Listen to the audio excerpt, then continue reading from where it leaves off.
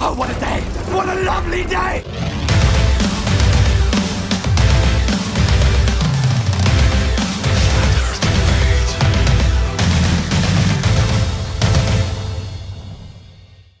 Welcome to Flat Earth Debate, Uncut and After Show.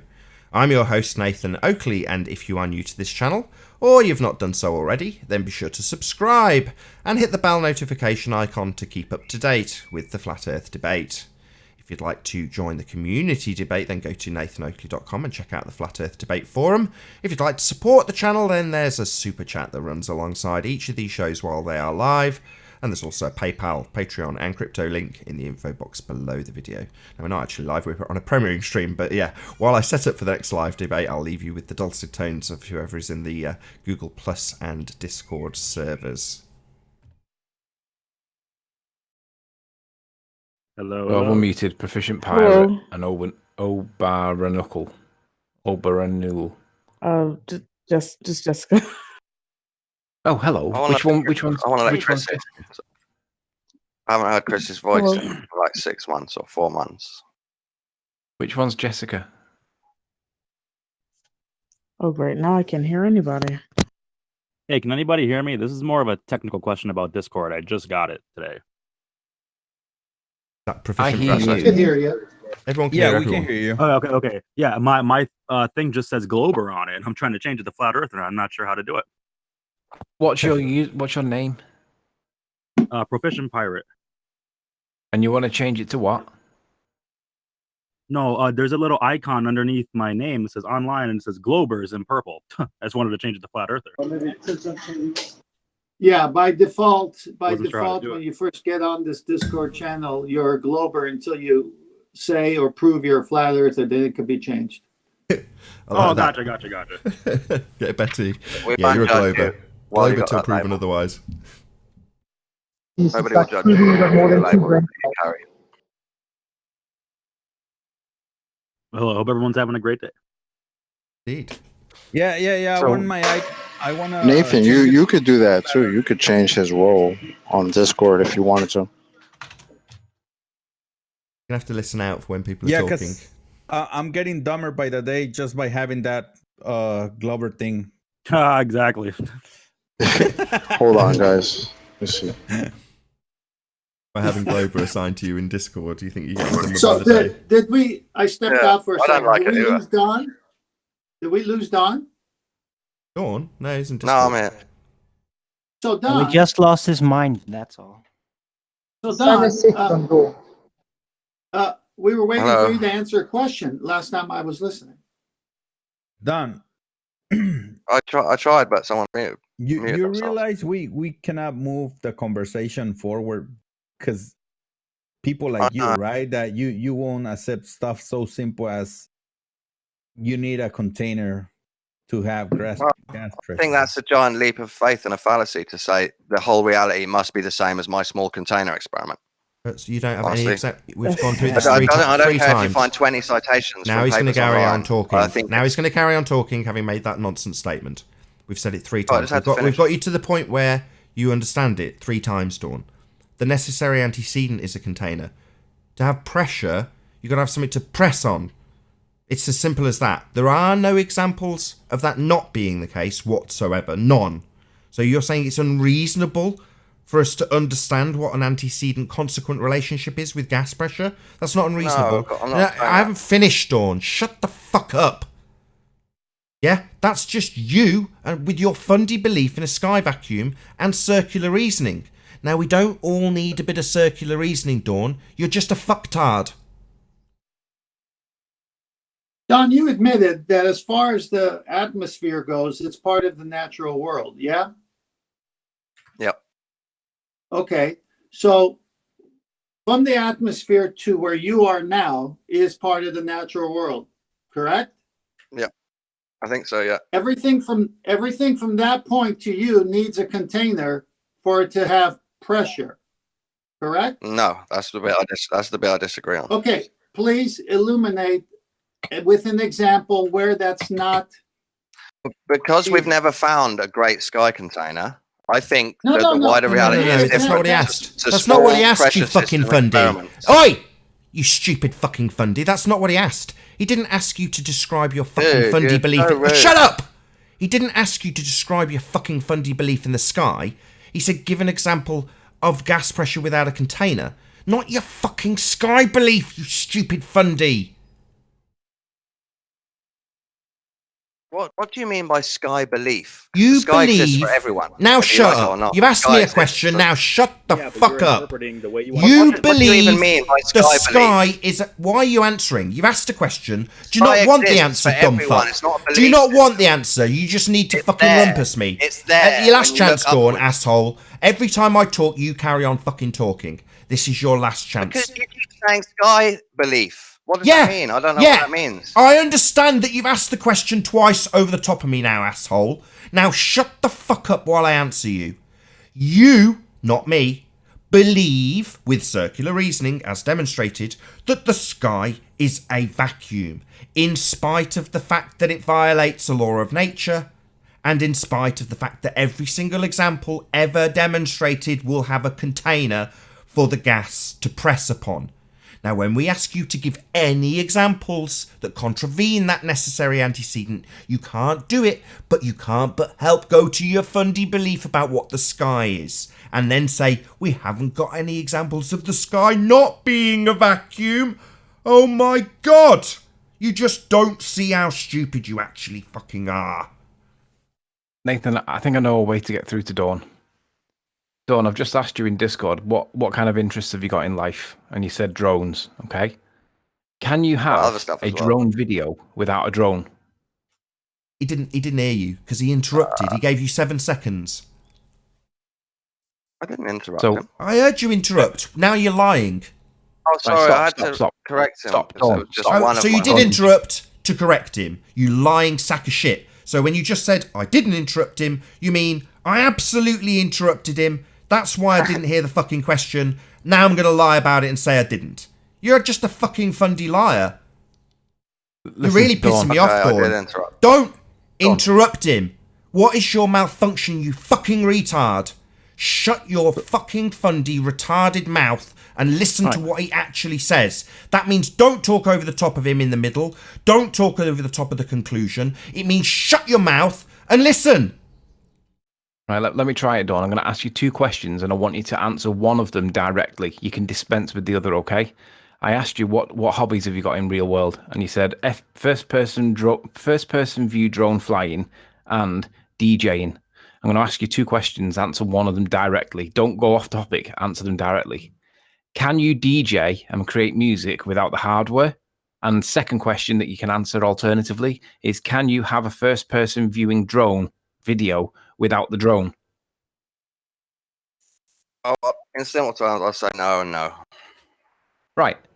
So what Yeah, makes the you think you can have gas antecedent, pressure without some form of barrier to create the pressure?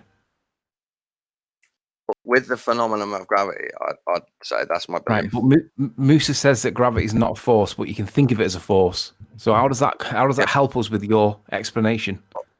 That thing that's not a force that we can think of as a force, I think that's the reason how we have gas pressure without a sky container. That's what I believe.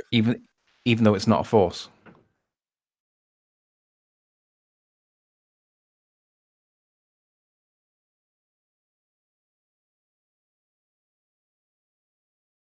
Oh, what a day! What a lovely day!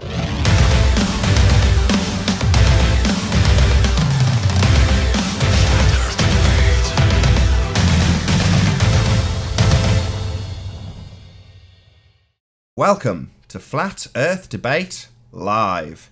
I'm your host, Nathan Oakley, and if you're new to this channel, or you've not done so already, then be sure to subscribe and hit the bell notification icon to keep up to date with the Flat Earth Debate. If you'd like to join the community debate, then go to nathanoakley.com and check out the Flat Earth Debate Forum. If you'd like to support this channel, there is a super chat that runs alongside each of these shows while they're live. There's also a PayPal, Patreon, and crypto link in the info box below the video. Most importantly, if you'd like to join the discussion, simply mute the page you are currently watching, then click the link in the info box below this video to join the panel and express your views on the shape of the Earth. If you do join, please don't swear. If you do, you'll be ejected. And if you are, please don't try to rejoin the stream using sock accounts. You'll be warmly welcome back on the next stream. Please also share the show on social media. Sharing the show obviously increases the live audience, but this in turn increases the chances of a more diverse panel. So please share the show. And one last time, if you're new to the channel or you've not done so already, then be sure to subscribe and hit the bell notification icon to keep up to date with the Flat Earth debate. Now, we are joined by Sleeping Warrior, Paul, Flatsoid, Chocolate Saiyan, Arwin, 10th Man, and who've we got in Discord? We've also got SX0, Right the Hand, Proficient Pirate, and Dawn, and Crepper as well. I'll take off server mute. So very good to have you, one and all. Hello. So in the offline hangout, we were chatting with Dawn. I don't think anyone can hear me. And we can hear you. Yeah, we can hear you. We hear you. We hear you. Oh, okay. Hi. Hello. Hello. Just give us a sec. Let's finish. We're at the crescendo of a point, and I'm hoping to get an answer. I asked Dawn what hobbies or interests did he have real world, and his answer was first-person drone flying and DJing. And I asked him if you can have a drone video without the drone, and alternatively I asked him, could you have music without the DJ equipment? And obviously he said no to both. And I said, right, so how do you have gas pressure without something for the gas pressure to be created? He said gravity. And then I asked him, even though George Musa said that gravity is not a force, you still want to claim gravity to be the explanation for why we've got gas pressure? And I didn't get an answer. So I was just wondering, Dawn, what's your position? Even though George Musa said that gravity is not a force, even though he did say after it, but you can think of it as a force, is that still your position with regards to how we have gas pressure without a container of some kind?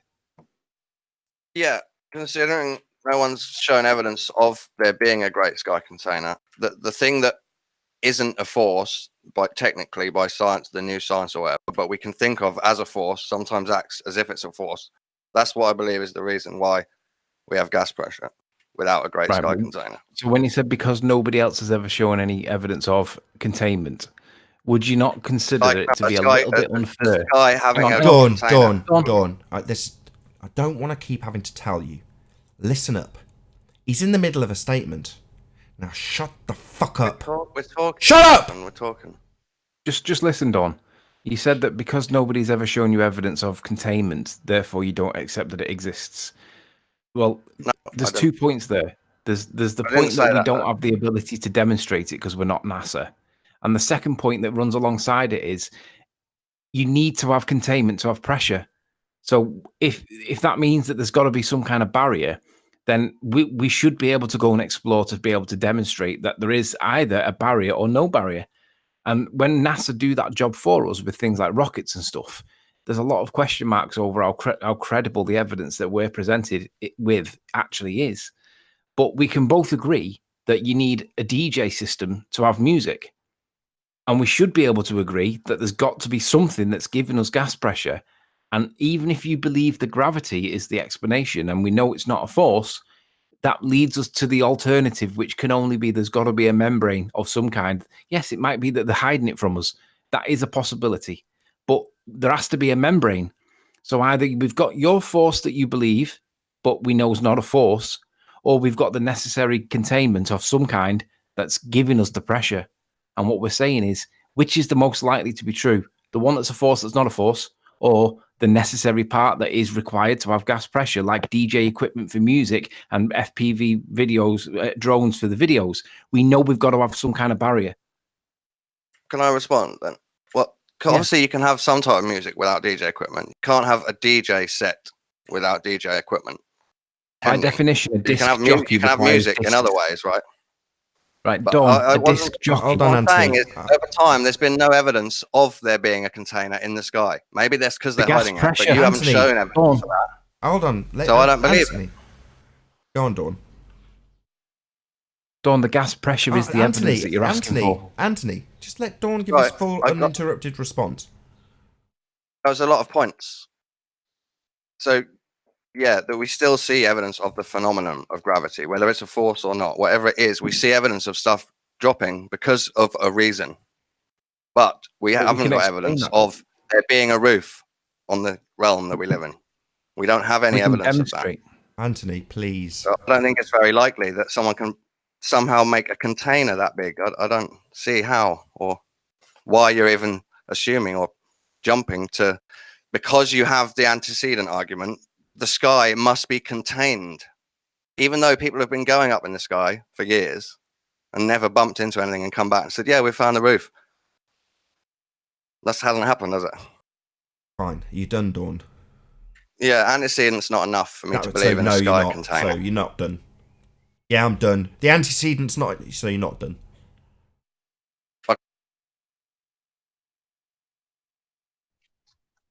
May I say something, or did Riley want? I'm hoping that Riley will respond. You're hoping that I can respond, but Dawn, the evidence that's required, we can demonstrate. Okay, so yeah, try to listen to what's being said. I'm hoping Anthony will respond. So you're saying that there's no evidence. So carry on talking. I just carry on talking. Not Dawn, it's Jess in the background. Jess, just give us a sec. I realise. I'm trying to tell her.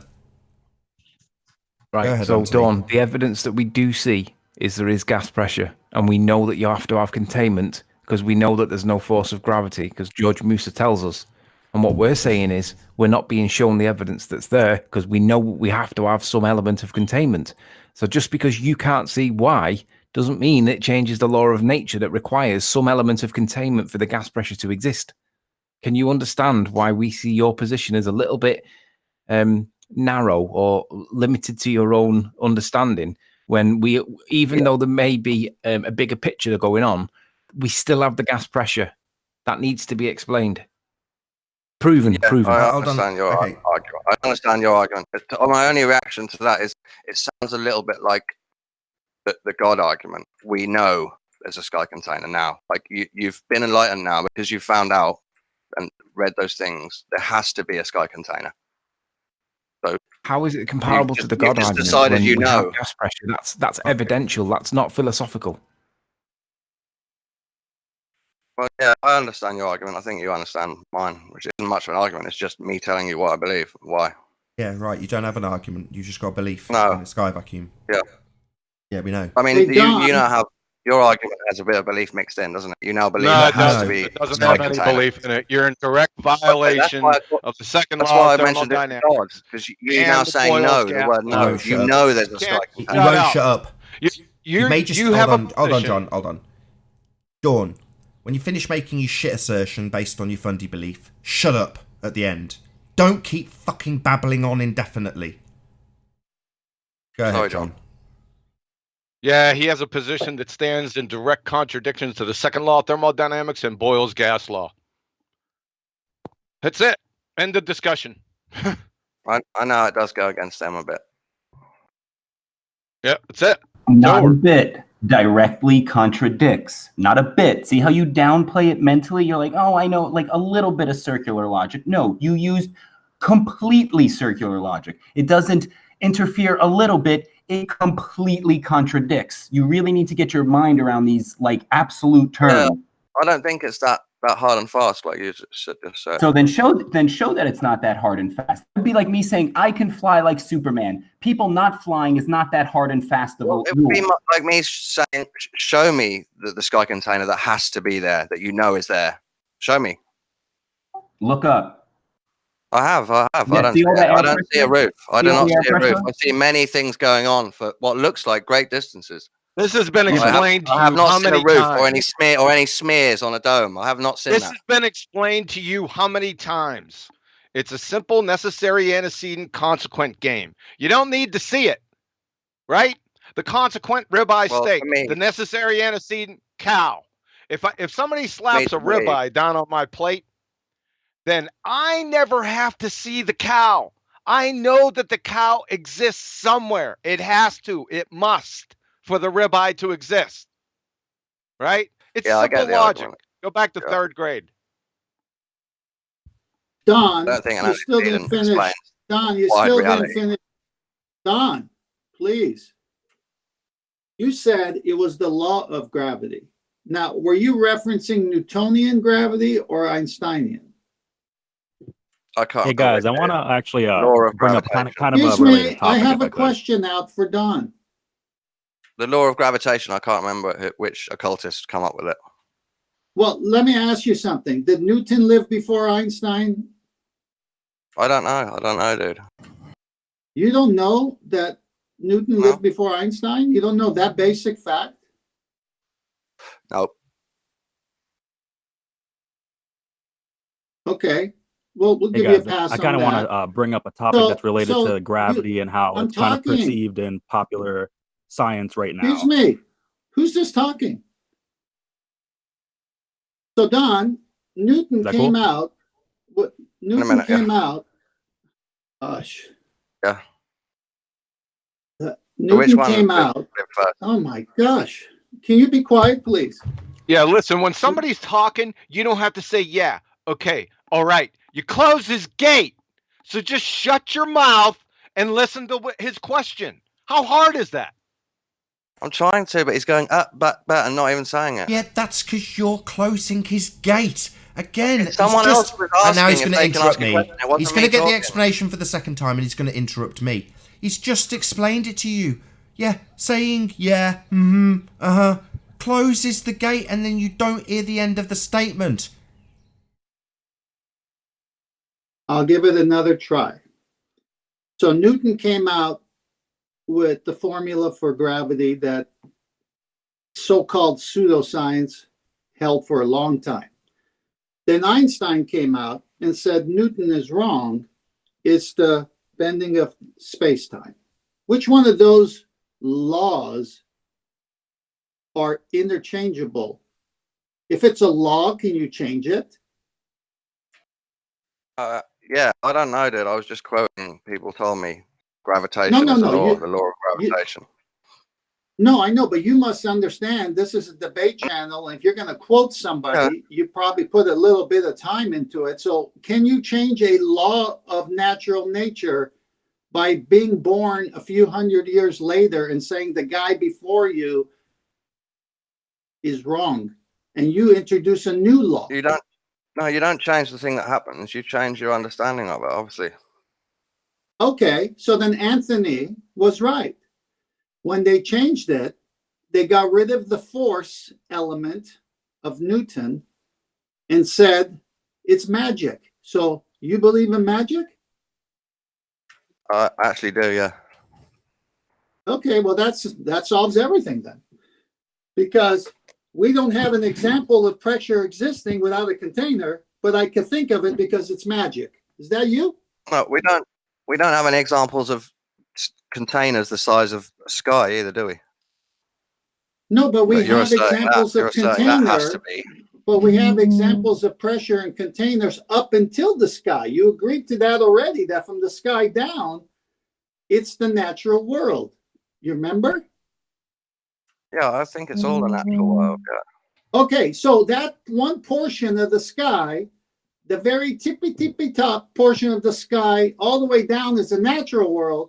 We're asking you that other part, the other direction of the tippy top of the sky towards what's the so-called outer space. You're saying you don't know what's there. It's magic. No, I didn't say that at all. Well, then you must admit that up until the tippy top, it's a container because from there down, we only see it in the container. No, I must not admit that. Well, of course you have, because you said that's the natural world. In the natural world, you gotta have a container. Or I won't believe you exist. Yeah, see, when you get to your concluding point, he rumpuses you. Do you want to try again, 10th man? Let's see if Dawn can shut up while you make your conclusion again. Yeah, from the tippy top of the natural world that Don's already conceded, all the way down is the natural world, and you must have pressure and you must have a container. It's from that point up that he says that it's too big, we don't need to see it. But up until that point, you need one. And then he cites a natural law, but then he violates a natural law by saying, well, I don't believe that there could be a container that big. But he's never been up there to know that. But he does admit from that point down, you need a container. No, I didn't say that. Sure you did. You said from the sky all the way down, it's the natural world. Oh, please, and in the natural, not again. Oh, dude, saying it's the natural world does not mean it needs a container from the sky down. I did not say that. No, but you did say it doesn't need a container because it's reality, not a Don, car are you type. having trouble with the meaning of words, Don? Yeah, he does have trouble with the meaning of words. But you did say that it is the natural world. And guess what we could do in the natural world? We can test out these things. And it says every time you need pressure, you need a container. So up until that tippy top, you need a container. In my belief system, that doesn't apply to the whole of reality as well. Well, there's the problem. Weirdly, you have a belief system. That's the problem.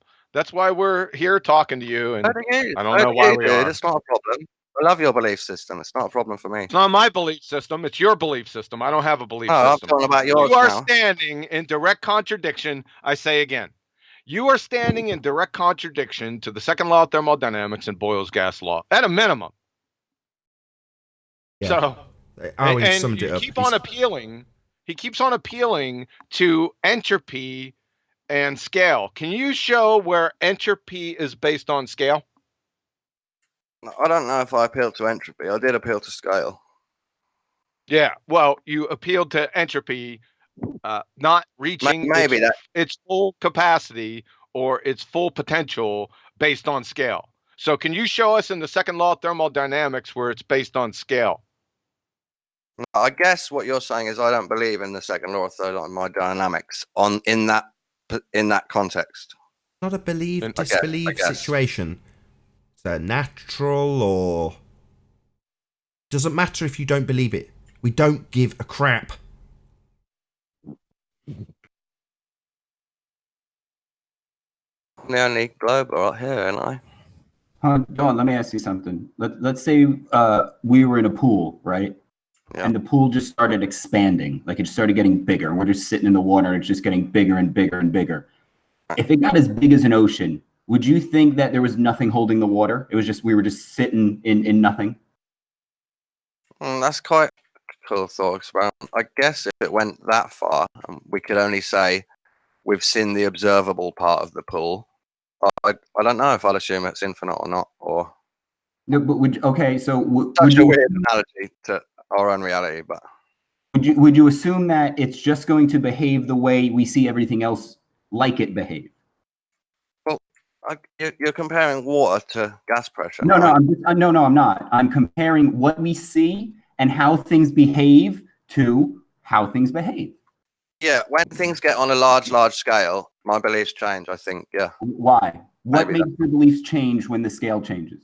Because it's much harder to prove. Antecedent isn't enough for me to believe in something that's never seen or shown. Okay, let me ask you this. Okay, so let's say you have a ball and a cup, right? You pour water on the ball and it rolls off. You pour it in the cup and it stays in there, okay? Now scale both of those objects up to a planet size. Is water going to magically rush out of the big cup and behave differently? I don't know about a big cup in space, but yeah, obviously I think water behaves differently in space, yeah. No, I'm saying the cup. Would if you had a planet-sized cup, would you expect water to just sit in it like we've seen small cups, or would you expect the water to just not be able to be contained inside of the cup for some magical force? In my belief system, I think I'd expect the water to make a sphere around the cup, I think. But around the cup, so it would. Don, are you serious? I've no idea what a space cup is. I think Don is seriously high. He's trolling, guys. Wow.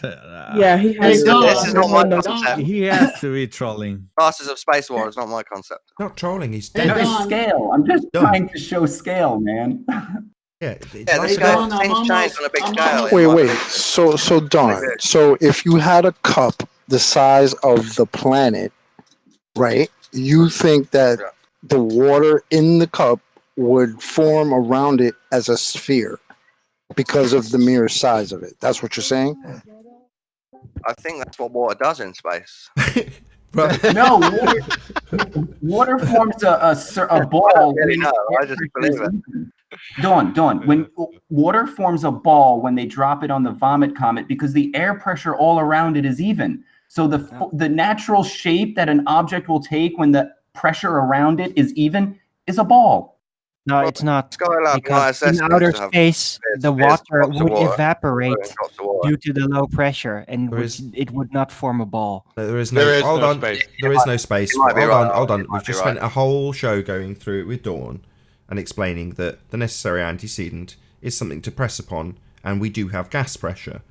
He's saying, I just deny the antecedent because I've got a fundamentalist belief in a sky vacuum. Now he's using examples in the sky vacuum, and we're saying that wouldn't happen in the sky vacuum. Let's not argue about what may or may not happen in Narnia. Yeah? We've not had any demonstrations of gas pressure that we all breathe being... Come on, Nathan. Well, I'm no. One thing I've said in like 30 minutes. I'm not going to let you beg the question. Sorry. No. It's going to be him doing the same thing. No, I'm going to reiterate the point. There is no space. This fundamentalist belief that the sky is a vacuum is nonsense. So from this point on, any examples that people give of things happening in the sky vacuum, I'm just going to go, are we forgetting there is no sky vacuum? Mm-hmm. Amen. But if there was, it would measure less pressure as we go up. Do you believe that, Nathan? That Dawn? Do you believe when people take a barometer in a plane and a balloon, they measure less pressure as they go up? That's not a belief. That's demonstrably the case. Okay, yeah, so he's trying to use the gas pressure. He's trying to use the gas pressure. You believe it goes all the way down to near. He's trying to use the gas pressure gradient. Where'd you get the gas pressure first? Let him make the argument. Well, do you know why the ionosphere is called the ionosphere? I doubt he can even formulate the argument properly. Go on, make your argument, Dawn. No, it's just a question. Do you believe that? And you said yes.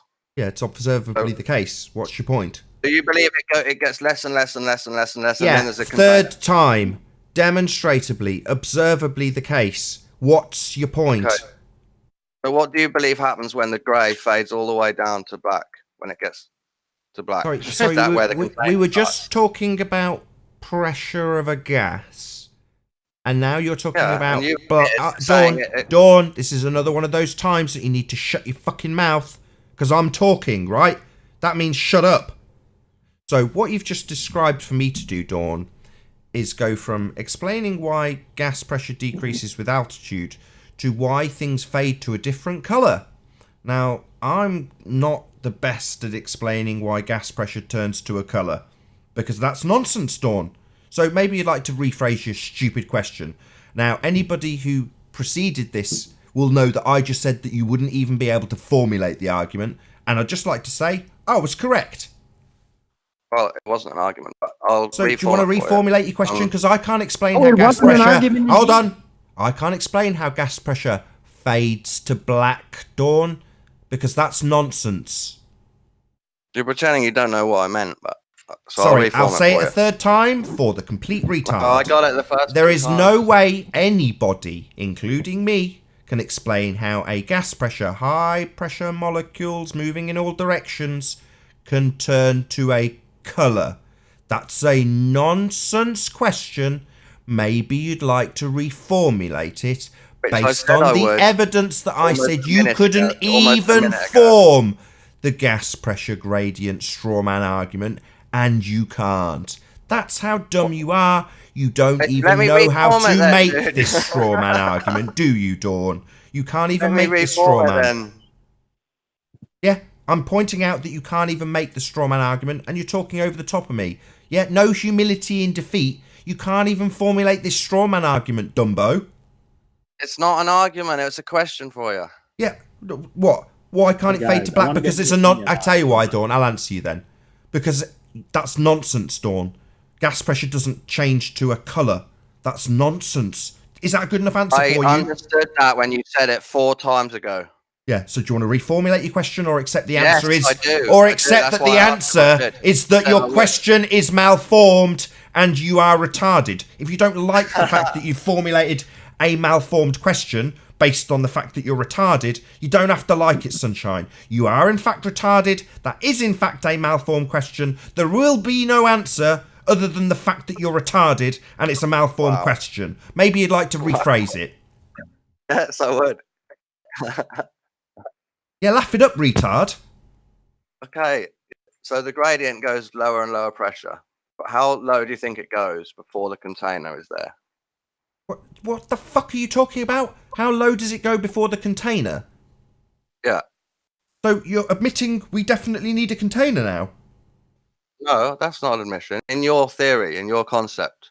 Sorry, do you want to stick some quotes around a? Do you want to stick some quotes around a claim I've made? No, Dawn? you haven't got an answer. Now I've reformed Sorry, it. Dawn, you've just said in my argument. Now again, you're going to keep talking. So are you going to stick some quotes around a claim that I've made, or is this a straw man about something you think I've made and can't put quotes around? I'll wait and see if you answer the question. Sorry, Dawn, you've said how low does it go? Based on where it will be in... I haven't even finished my sentence. Based on where it will be in proximity to the container. That was your question. Not quite, but almost. So, Dawn, how low will the gas pressure go before a container? Is that a concession of a container? No. So, what are you trying to prove here, Dawn?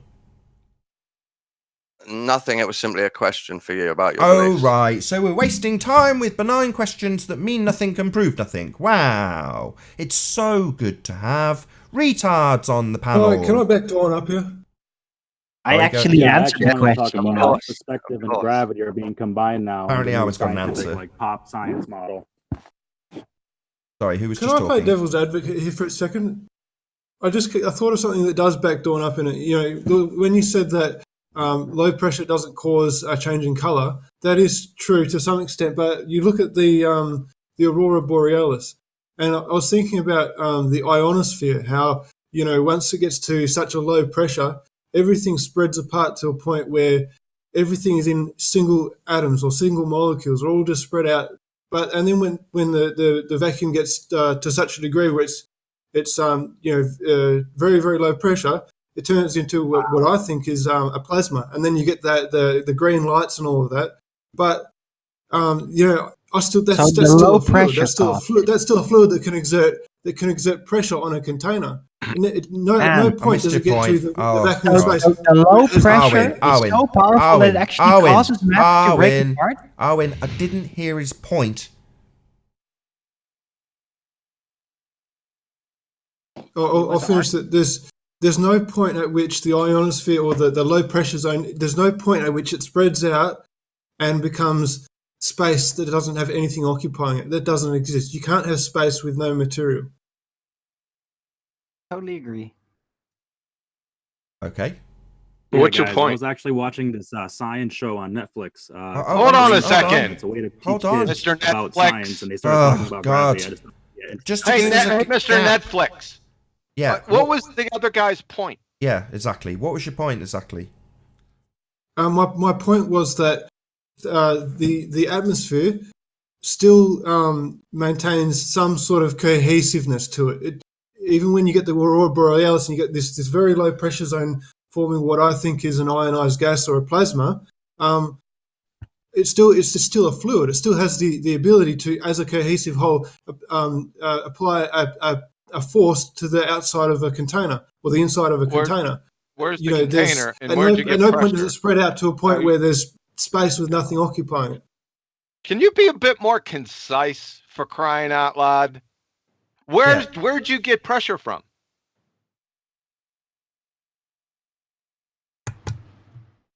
Hello? Gravity. Where'd you get pressure from? The material that's inside of the volume. What volume? Where'd you get volume? Show volume without a container. It's a waste of time. Yeah. See what I mean? I said you get pressure from the material that's within the volume that you're talking about. Yeah, well, you can't have volume without a container is the problem. Exactly. Yeah. All right. I was just trying to. Okay. Okay, Netflix guy, go ahead. Netflix guy. Sorry, who was it that was All right, talking? cool.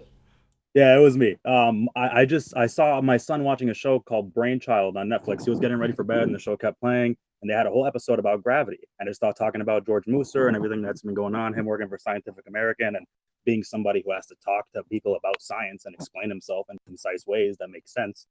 I thought it compared to the show because they started talking about how perspective and gravity were combined, and it started making me really upset because it was so confusing and stupid.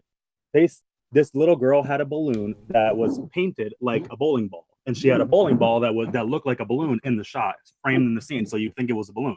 And all of a sudden, she let the balloon go. That was really a bowling ball, and it fell down. So you'd be deceived. And she said, "Oh, the perspective of you expecting that balloon that looked like a bowling ball to be a bowling ball, and the balloon that was a bowling ball, the opposite. What you expected to happen being switched around was because of gravity, because the way you perceive the world and perspective and gravity are are interconnected, and you cannot separate the two." And it was a show for children, and it was the stupidest way I've ever heard gravity explained. And then he started talking about the Einsteinian version of gravity and putting a blanket with a bowling ball in the middle, ball bearings rolling around it, sticking to it, saying humans are the ball bearings. They let pool balls go around. Said the billiard balls are the gases. And they never explained why other stuff doesn't get attracted to us, like the moon doesn't just collapse into us. Can you link that in the chat, dude, that video?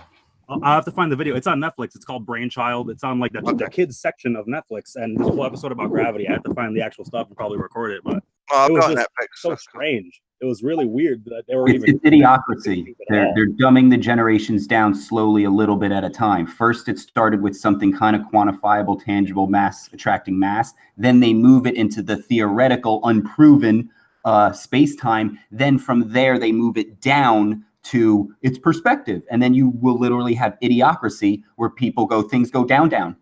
That's exactly what I was thinking. The next generation of people coming into this conversation are going to be kids that thought like that and watched cool Netflix shows that had cool little skits and animations and funny music and stuff that explained. But that's only going to be the case if they're not actually going to be exposed to anything flat Earth related.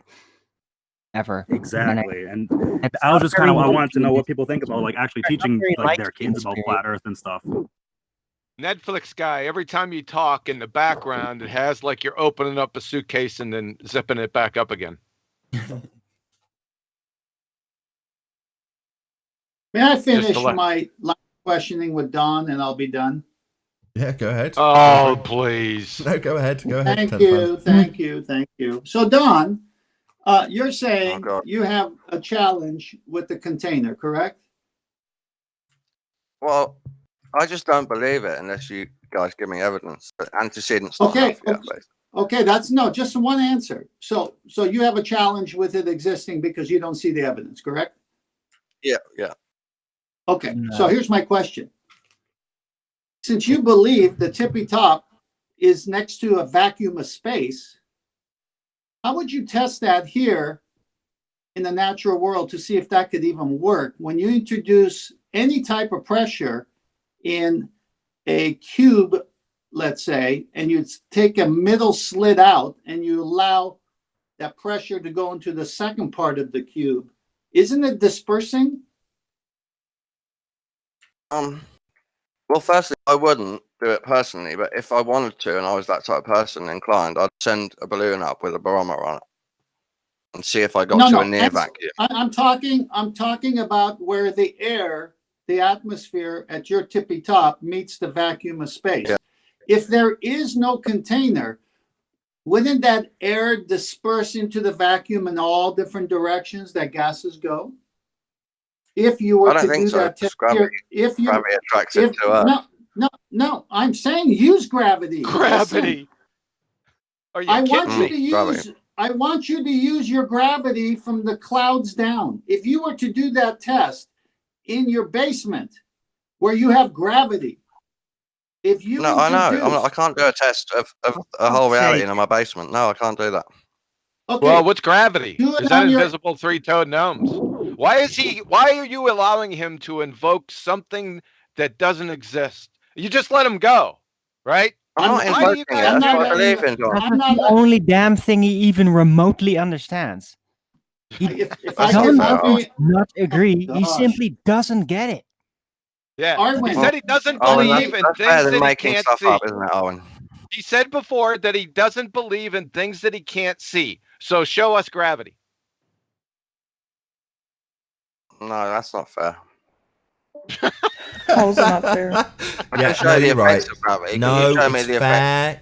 You've got your funny belief in it, Dawn. It's only fair we should accept, just carte blanche, accept your fundy belief.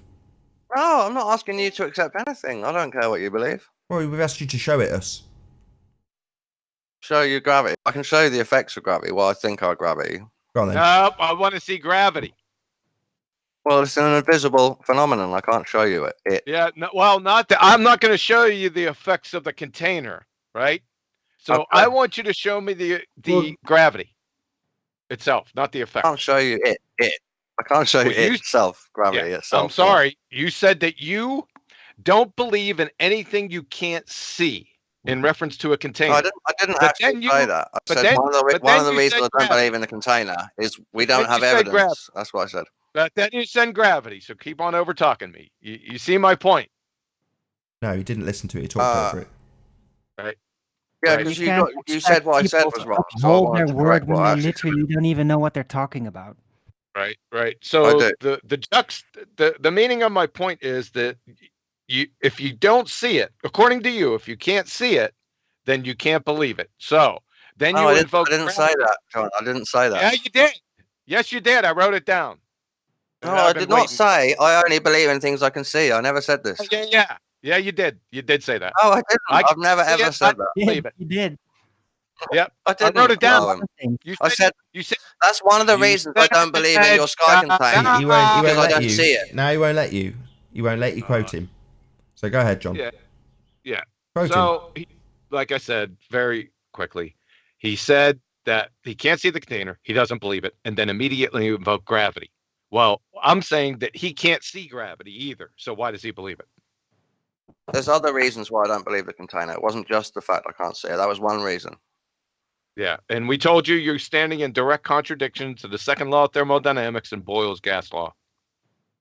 Yeah. Right. I think Don has anti-container bias. Well, you can't show me. You believe in gravity despite not having I don't think God builds containers, honestly. Okay, so you Dawn, literally you just said then. like Dawn, now you're you just said then that we can't show you the container, but you don't accept that when we say you can't show us gravity, but we can show the gas pressure. No, I accept that's the same. Hey, Dawn, what this is like is it's like you saying, I don't know what causes rain.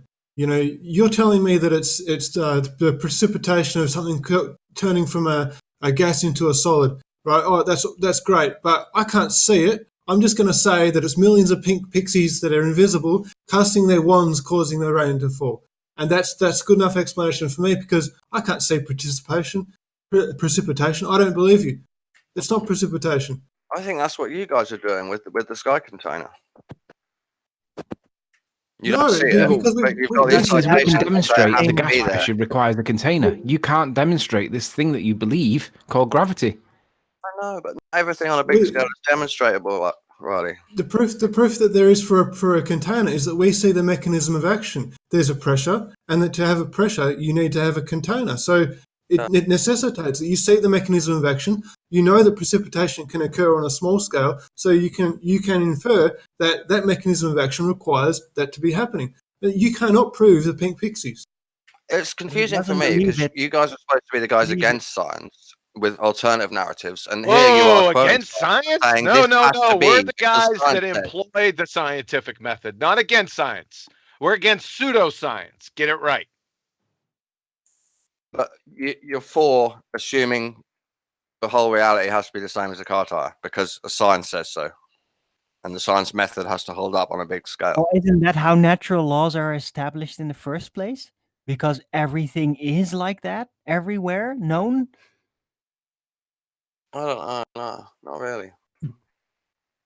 All right. Different rules on different scales. I think that's enough for him. Do we have any more ballers? I'm looking in here. I've been Don, looking Nathan, for who's proficient pirate? We have any ballers in here?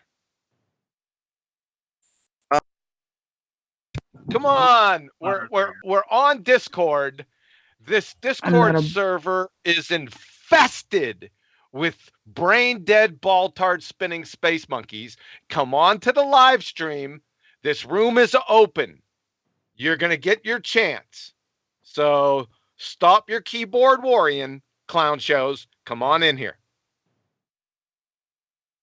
Okay, Zanuck. You're off mute. Go ahead. Wow, look at that. Hello. Can you hear me? Can you hear me okay? We can. Yes. Good to have you.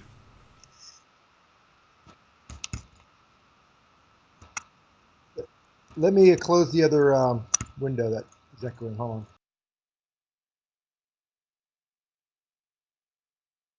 Hear me now. Yes. All right. Hello, gentlemen. Ladies and gentlemen.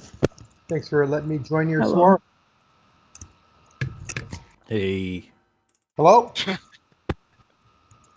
It's good to have Yeah, you. yeah, yeah. You're good. Go. Okay. What?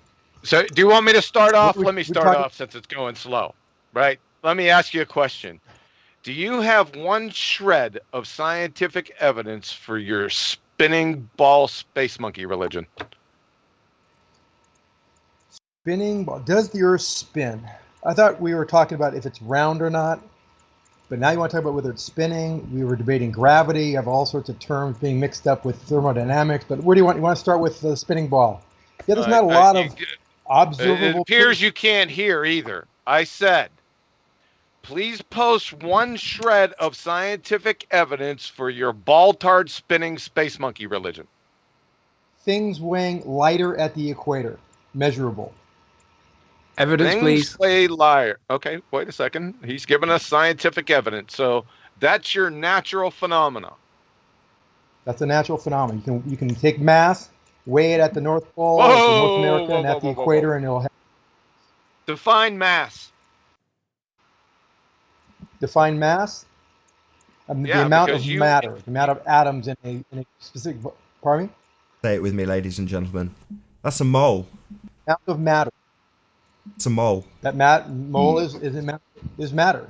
Yep, but weight will also change based on the air pressure. If you have something on a scale and you increase air pressure, the weight will go down. So when you get different air pressures at different that's places true, but on hold Earth, on a second. all That's you're true. doing- True. That's not true. Air pressure Yeah, is that's not, true, does not but wait a determine second. He weight. has yet to define mass, please. Mass is the amount of matter in some object, in an object. Okay, Or that is gas. the definition of a mole. So that's not mass. A mole is mass. The mole is No. amount of mass. No. From the Royal Society of Chemistry, studies have shown that the amount of substance is often incorrectly identified with mass. So mass is definitely not a mole. They're two different words. So Well, you're off the reservation. It's an Argotto's law, and you go to the amount of atoms in a particular amount of volume. Well, I just told you that was incorrect. So you need to start again.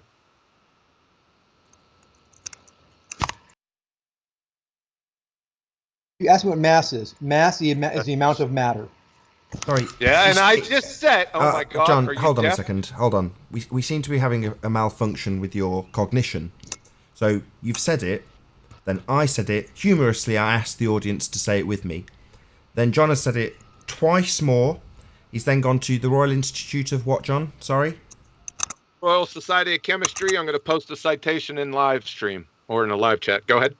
So what more do you want? Do you need to say it 5 more times? What's the problem? It's not a mole. That's not mass. So if it's wrong, we can debate the definition of matter, but what's the point here? So what are you asking me?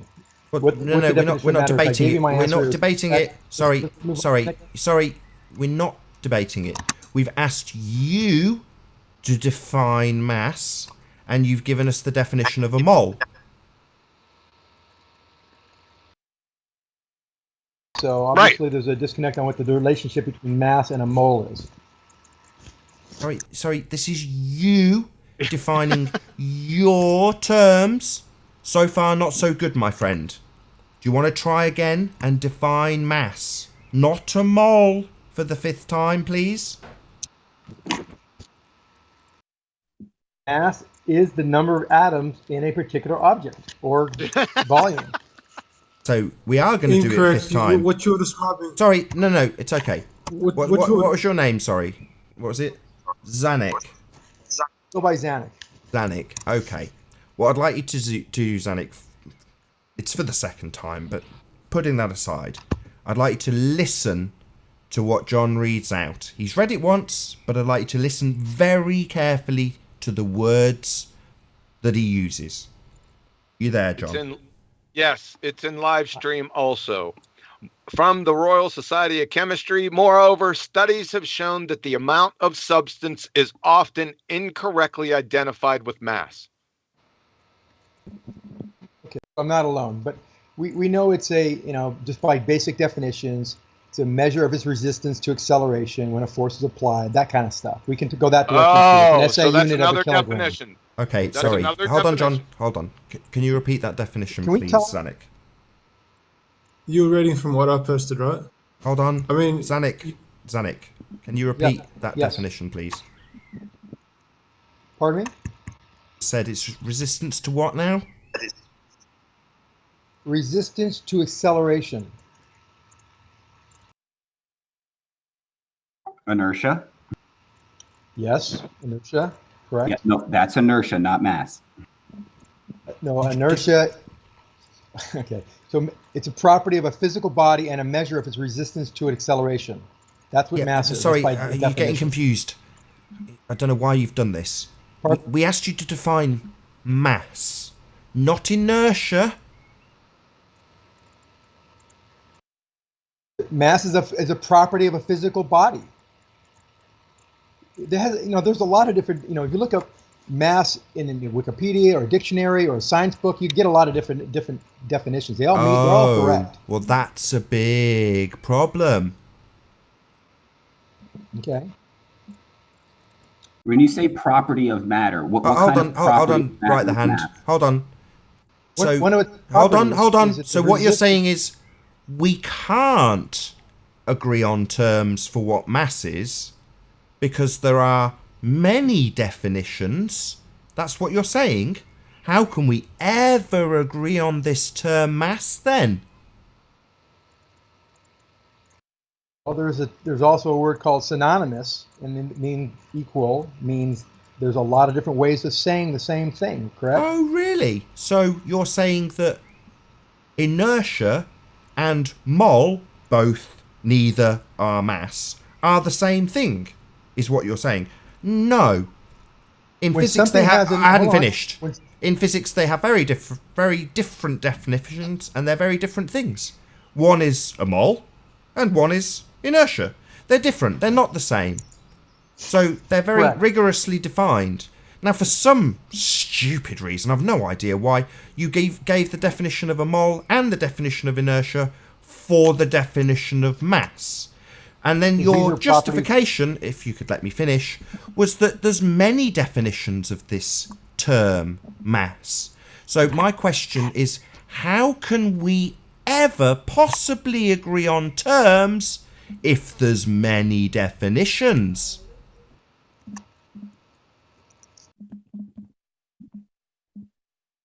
Well, I said I go back to there are many definitions, and all of them are synonymous. All of them are properties of a particular topic or item, subject. I'd say it's pretty normal for in the English language to have several different words or terms. You've said this describe twice. one thing. That's a repetition. That's a Yeah. crap point. Yeah. Sorry, Yeah, I'll just repeat myself then. No, I'll say it a little slower. In physics, they have specific definitions, and they have specific definitions for mole and inertia, neither of which are mass. So no, there is not multiple definitions, there is very precise definitions, something you don't have when you talk about mass. You use the word mass, and you can't seem to define it and want to tell us about synonyms that aren't synonyms. Mole and inertia are not the same. I've now said that twice. Please do not repeat for the third time that synonyms are acceptable when we are defining terms. Okay. Not So, okay. Can we move forward? Can we move forward on, No. on the math? Move into forward. This something is a little more your exciting? example. Hold on. Sorry. Hello. This is your example. We are yet to define mass. What's your malfunction? What you want to move forward with your crap example that you haven't made yet? Well, yeah, sure, we can just completely ignore you from this conversation if you literally have nothing to offer. What, move past your example you haven't made, mate? You want to make your example first, and then we'll try and demolish it, and then we'll move forward? Because you haven't made a point yet. You failed to define mass. That's all you've done so far. It's a fair question. I can appreciate that. Mass is the number of moles or molecules measured in a kilo of mass. Hello? That's a mole! Are you literally not listening to what we're saying to you? Do you have... I'm not being funny here. Are you slightly retarded? Is that something that you haven't disclosed? You're having a hard time discerning between mass and moles. Mole is the number of molecules of mass. Yes, we know. We told you that after you said it was mass, and then we corrected you. He said it was the number of molecules of mass. Where did you get that definition from? What are molecules of mass? Maybe they're molecules. Hold on, John. From what I've got so far, I think we're going to get a definition of molecules of inertia soon. Well, inertia is the resistance of acceleration. We know that. We've agreed on that. You just said that was mass as well earlier. Do you not forget that you also gave that as the definition of mass, my friend? It seems you're very confused. There doesn't seem to be a point in any of what you're telling us, and you don't seem to understand what mass is, and you keep telling us that it's a mole, and then telling us it's inertia, and then saying that we can use synonyms. Right. Why are you here? Right. Does he understand that that's an equivocation fallacy? Maybe. Define an equivocation fallacy. Yeah, good point. Do you know what an equivocation fallacy is? Danik. Do I know what an equivocation fallacy is? Well, you can certainly hear. You use two different definitions to make your point. Two different definitions in the same example. So, for example, mole and inertia for mass. Just as a simple example of an equivocation fallacy. I said that it was a property of mass. I didn't say they were the same. Well, you also said it was inertia, though, didn't you? So this would be a perfect example of an equivocation fallacy. Would you not agree? Well, mass does... Well, that's not my question. I didn't ask about what mass does. I didn't ask that. You don't seem to listen to questions when you don't like them. Yeah, my question was, given that you gave a definition for inertia and a definition for the number of substance in something, that would be a very good example of an equivocation fallacy, as they're two different examples of one thing.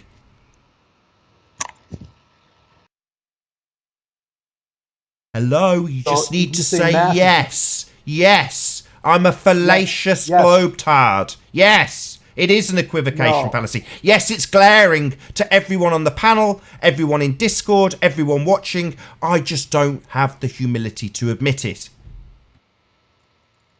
We're getting into definitions between mole and molecule. One's part of the It's not what I asked. I agree. It's not what I asked. You have that definition. It's not what I asked. I asked, would the fact that you gave inertia and mole for the definition of mass be a perfect example of equivocation fallacy? That's what I'm asking. That's my very specific question. Not what mass is, not what inertia is, not how you've come to this stupid belief or how you formed this fallacy. Just a concession that yes, you are fallacious. This is an equivocation fallacy. That's what I'm waiting for. I've given you specific definitions, and I've said that mass, one of the properties of mass is its resistance to acceleration. Yes, inertia is its a mass is resistance to acceleration. We know that. That's not what he's asking you. We're beyond that point now. Yeah, that's inertia. We've done this already. That's the third time I've had to say it. No, friend, that's inertia. So we're not talking about the number of substances in something then anymore. We're now talking about its resistance to something. So that's two different things. And I'm asking if you appreciate, even though everyone here while you talk over me appreciates that it's an equivocation fallacy, but I want you to concede that. Have some humility. Be strong. You can do it. Okay, Nathan, you're right. It is somewhat of an equivocation fallacy. Absolutely. Not somewhat.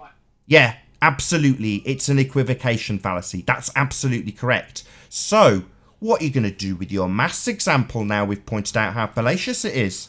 Where are you going to go now?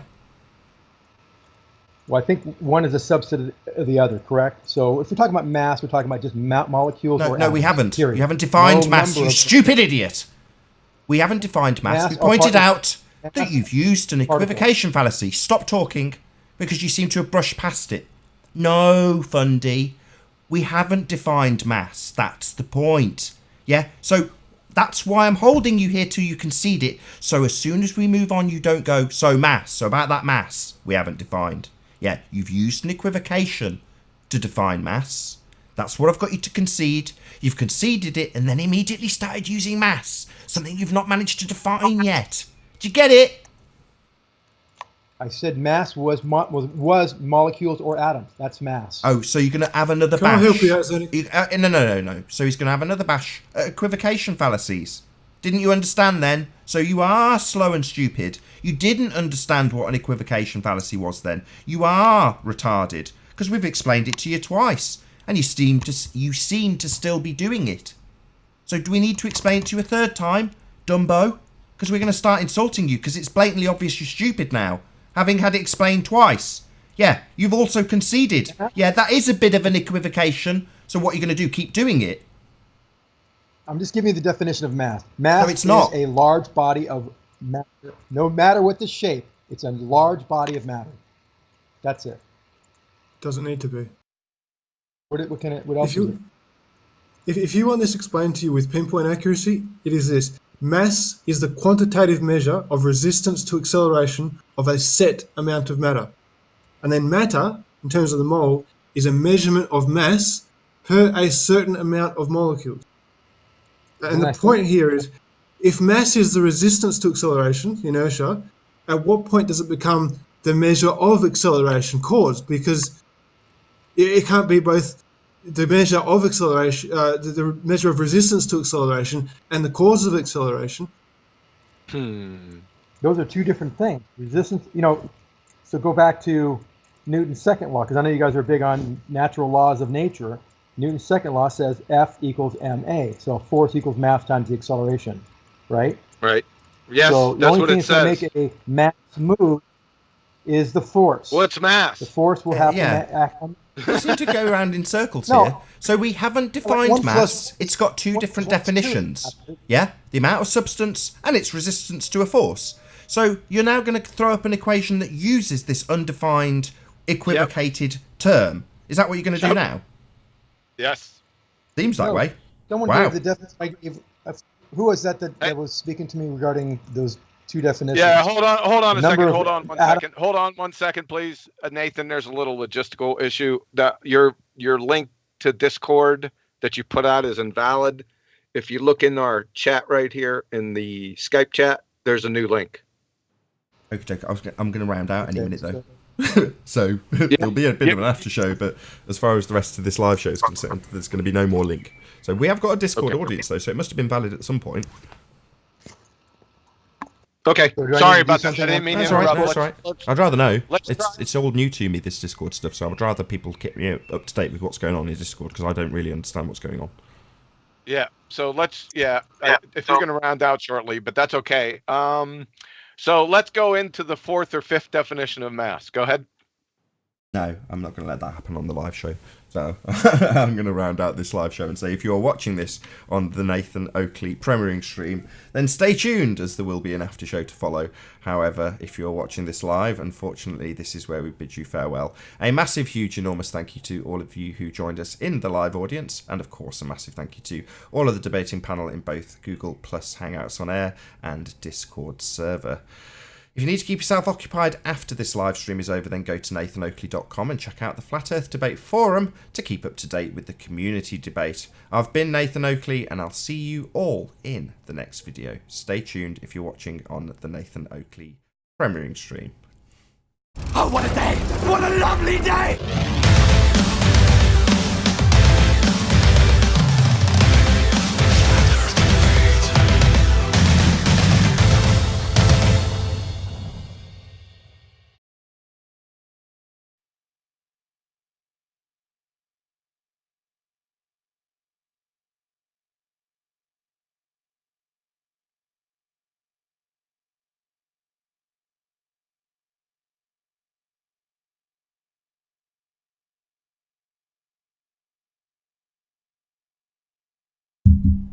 just going to say a little prayer.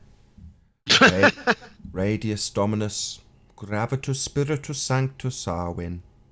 Go in peace, fundies. In G you trust. Yep. The longest protracted silence after a live show's ended ever. Really? I think so. So where are we at now?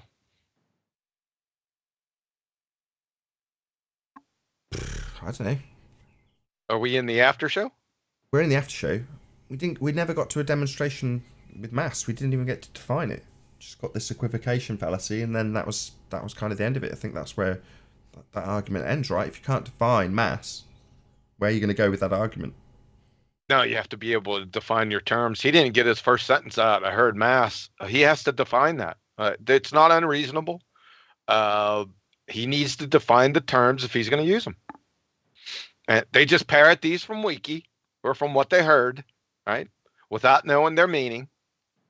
Typical behavior. It's because mass is in all the gravity equations. Yeah. Well, what gravity equations are we talking about? He's still in here. Senek, right? It was Senek.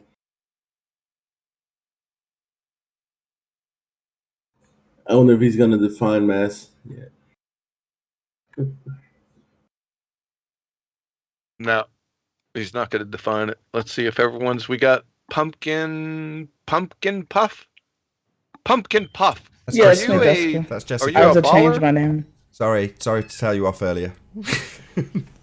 No, that's fine. Like, no, it's fine. But yeah, it's me, Jessica. Like, before my name was something else and no one could pronounce it, so I just changed it to my Google name.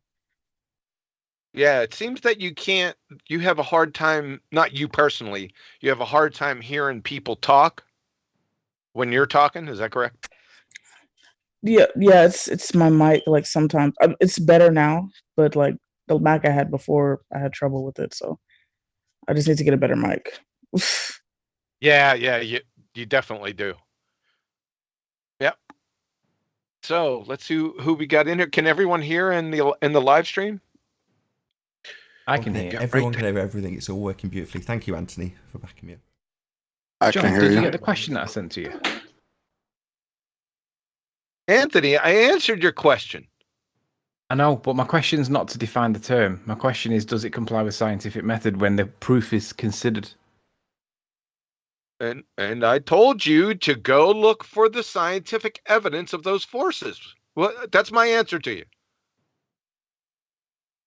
That was really helpful, that, John, because it's convoluted and I don't know the answer. You know the scientific method, don't you? I do.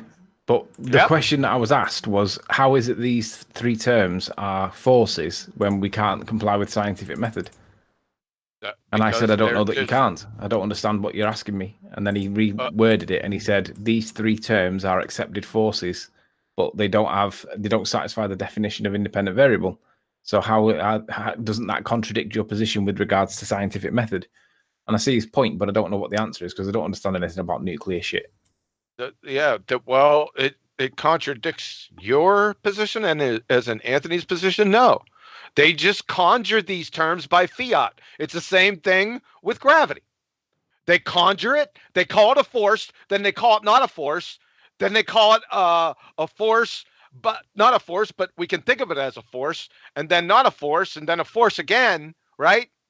It's just linguistics. That's all they do. What's the question being asked? He's asking me about the standard model.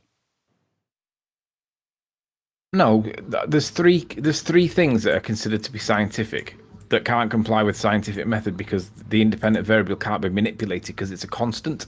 The force is a constant, so you can't manipulate it to prove that it exists. And the question was, if it doesn't if you're not able to wiggle it to prove that it's there, then that means you can't have it. You can't have these three forces. One was electromagnetic effect. And I said, but you can manipulate electromagnetic effect. You had strong, weak, and the electromagnetic, just like I said, the standard model. And of course, if you look at the standard model, it says we don't have gravity in here, right? So they go look up the standard model and see what it says about gravity. It's not a part of it. Okay. And you have to go. You said, are these science? So the scientific method is about cause and effect, solely cause and effect relationships. That's it. That's all it does. That's all it deals with. Causing feedback. What's the cause of the sky container, John? What? What's the cause of the phenomenon of the sky container? Well, natural laws, like the second law of thermodynamics,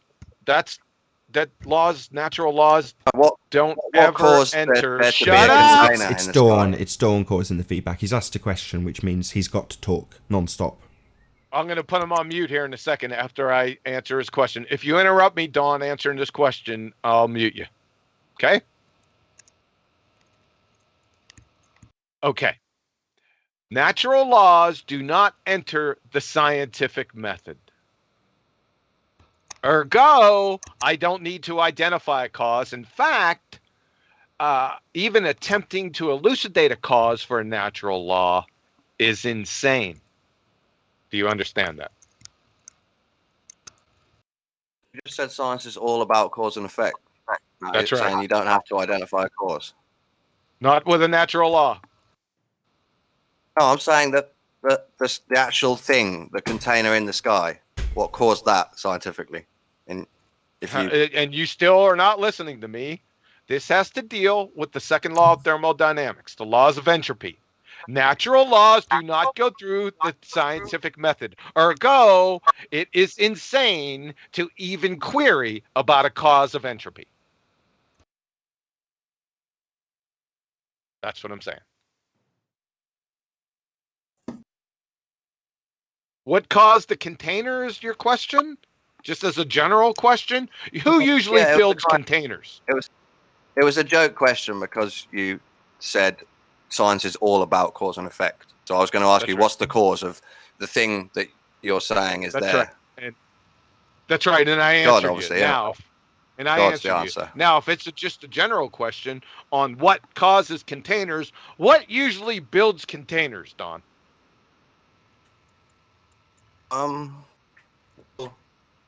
Yeah, I just wanted you to say you don't know. What usually builds containers? Oh, I do know. I'm trying to get you to answer the question. What do you know from your experience builds physical containers? Well, nature and humans. Nature builds it, right? Can you show us nature building a container? Show us nature building a container. Wait, can you give us a time lapse? Oh, a full container with a roof. I mean, I was considering a lake container or a valley or whatever. Yeah, a container takes sentience and intelligence to build. It has forethought. That's what I wanted you to say. Yeah, God. God is the cause of the great sky container. There's a plan there. Great. I don't need to go on anymore. So science is all about cause and effect, but God made the sky container. Yeah, that's right. He did. Nice. I love it. I love it. I know.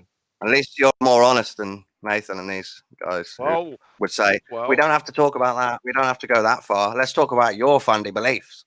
That's what they'd say if I asked them that. Well, that's not a belief of mine. I know intelligent agents build containers.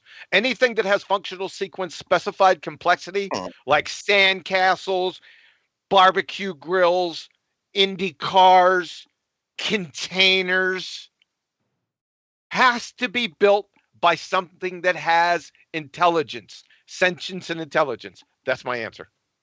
You scaled up. Yeah, that's great. That is the answer. I agree. God created my sky model as well.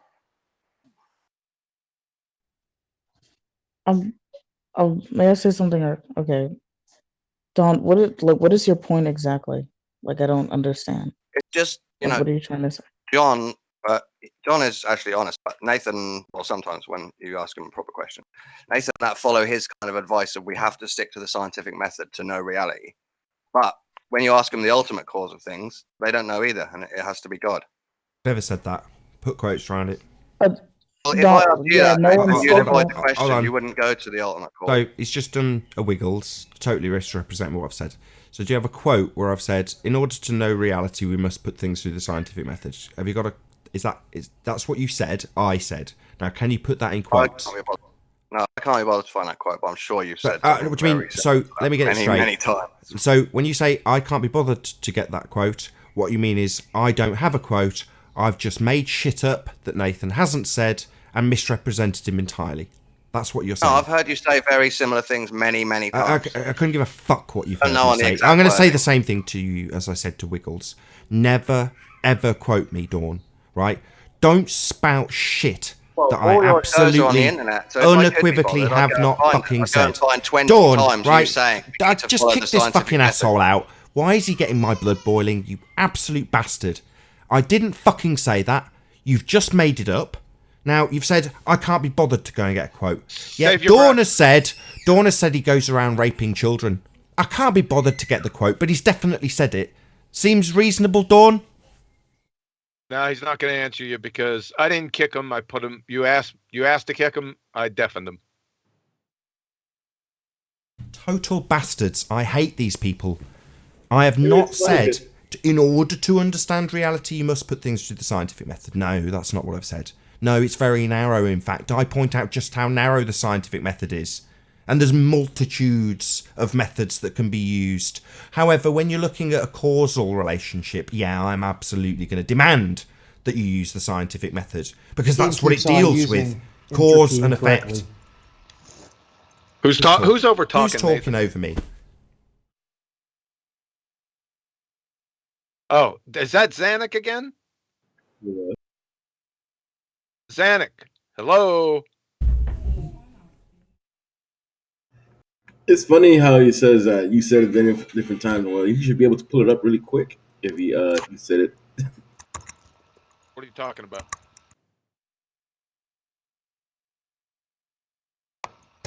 What are you talking about, Zanuck?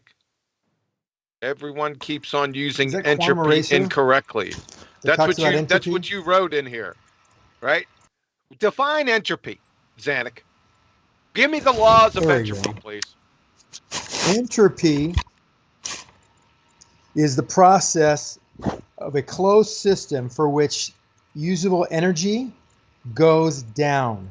So entropy is the amount of usable energy in a system going down with time. Okay, is that does that only apply? Hold on a second. Does that only apply to closed systems? No, it doesn't apply to closed. It can be an open system, but then entropy could then go down. Then why did you say closed systems? I'll tell you what. Hold on a second. I need a citation from you. Go ahead and post that in the live stream.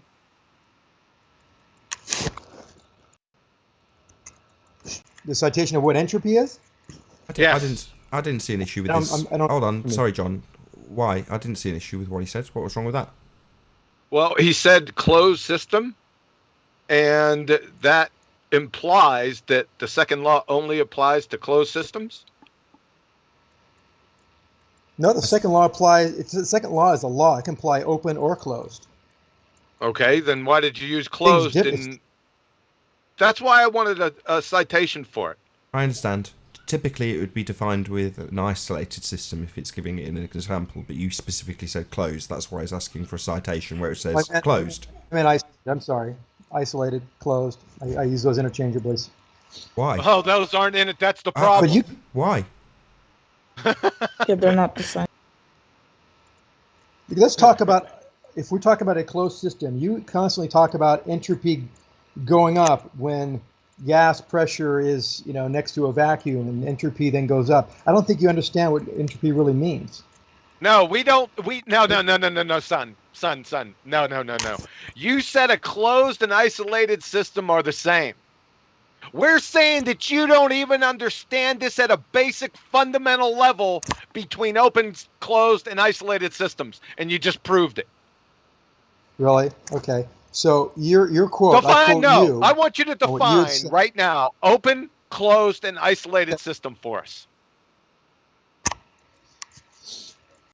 Closed system is something that's sealed, and all factors are contained within that system. Nothing is affecting it from the outside. That's wrong. That's not a closed system. That's not closed.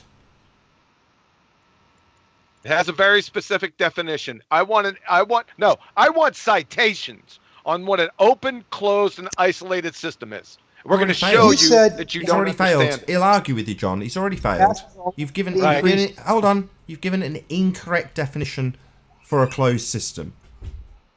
A closed system is a container. Yeah, it's got specific Something attributes. that contains everything within. Yeah, it's got specific attributes. Correct. Well, As what are they? compared to the other systems. What are they? What are the attributes specifically for a closed, open, and isolated system? A closed system is where no other factors outside that system affect the inner workings of the internal system. You've just done it twice. Oh my god, this is irritating. Yep. I'll say it slower. You are wrong. John said gases are always. I don't give a caused to shit what increase John entropy. said. That is an. I don't give a shit. You are wrong. That is a. That is not. I'll say this again slower. That is the incorrect definition of a closed system. Do not repeat it for a third time in reference to a closed system because it is wrong. Okay? Please acknowledge what I have said 3 times, John has said twice. He said, do not give that definition of a closed system again. So why are you talking about entropy? The next question. Given that you are wrong and at a basic level don't understand the difference between the systems, why are you talking about entropy when clearly you don't even understand the basics? The definition of a closed system is a physical system that doesn't exchange any matter with its surroundings. So a moment ago you said didn't exchange anything.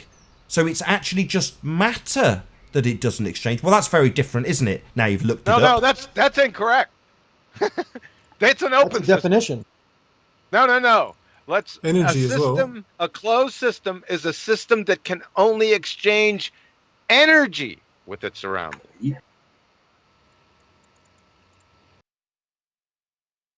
You might want to. I'll play devil's advocate here. I don't believe that energy can enter the system if it's closed either. What? Sorry, you don't think energy can enter a closed system? I'm being honestly honest here.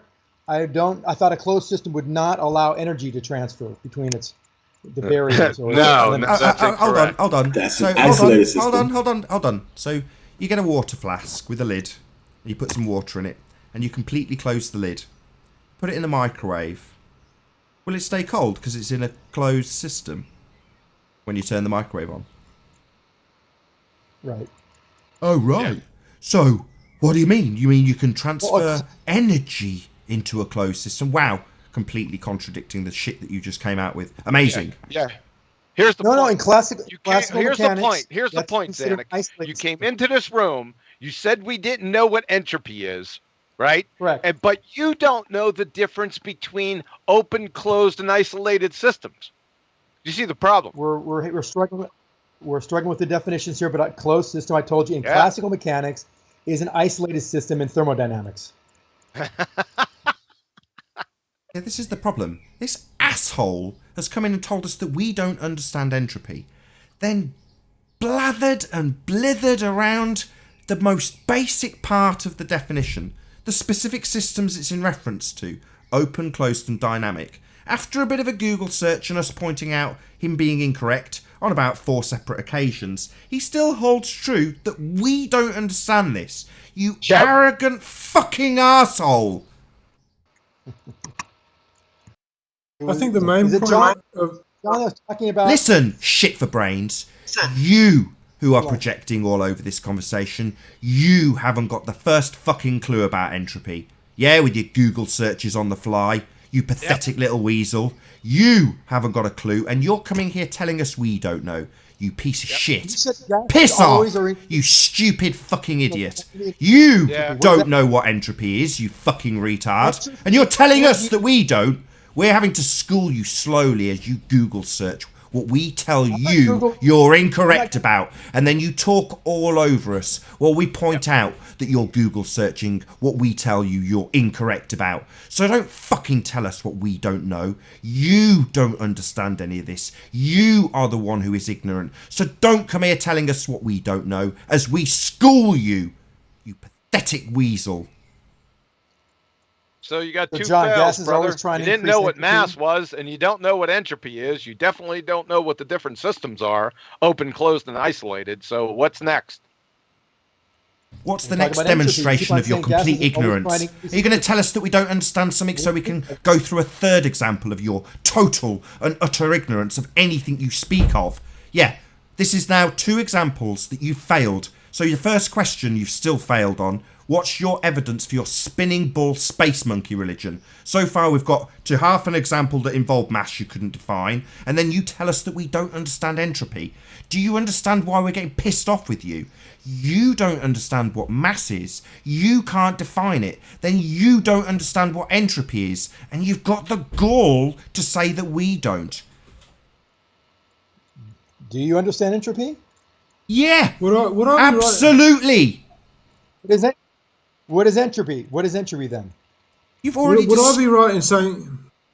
Sorry, would I be I'll right in tell saying him. that you can't? No, let me tell him because he's asking me. In classical thermodynamics, is the dispersal of energy from localized to spread out at a given temperature. In molecular thermodynamics, is the change in a system or the surroundings or their total from which there are fewer accessible microstates to one in which there is an increased number of accessible microstates. So, if I could just summarize, the second law of thermodynamics could basically be summarized as all spontaneous process in this universe increases the entropy of the universe. How about that? What does that mean? Entropy of the universe. What are you saying when you say entropy? Entropy is decay into equilibrium. So you have peak states of energy that get equalized out. You know, I have half a cup of boiling water and I have half a cup of room temperature water. If I pour the boiling water into the room temperature water, you know, they're not going to stay separated. They're going to combine. It's going to all equalize out to a steady, stable temperature, and that's what's you know, that's the point here. Things disperse into equilibrium, and if you have a high pressure and a low pressure next to each other, it's going to equal out. Same with temperature, and temperature and pressure very similar, inextricably linked. So you can't have something. You can't have two different energy states existing next to one another that don't equalize. Unless there's a force or a barrier keeping them apart. Correct? Oh, sorry. Perhaps. No, not a force. You have to have a physical barrier. Or force. Oh, sorry. Did he say or? For example, No. a car Sorry. moving through the air. I didn't hear the or. You have bit. high pressure. You always you always have to have the container bit. It's not or. You have a car driving through the air. You have high pressure in the front of the car. There's no container. It stays there as long as the car is moving. That's the force. No, it doesn't stay there. It dissipates. No, it stays there. You can measure the pressure in front of a car. It'll be under a psi for as long as the car is moving 100 miles an hour. It will not dissipate. It will always be higher pressure than ambient. For as long as because you're in a container. For as long as the It's pressing on something. Where's the container?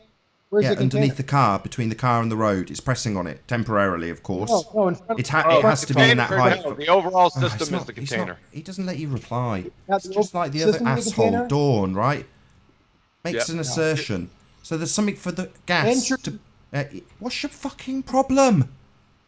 Because you defined entropy incorrectly. You're going on mute. Number one, because you're in a contained system to begin with. That's why. You can't have pressure without a container. So when you appeal to pressure on the Earth, you're already in a container to have the pressure. You understand that? Ocean depth, 2,000 psi. Surface of the water is wide open. How come we're not talking high pressure about doesn't water? Move upward? That's a false equivalence fallacy. Water's not gas.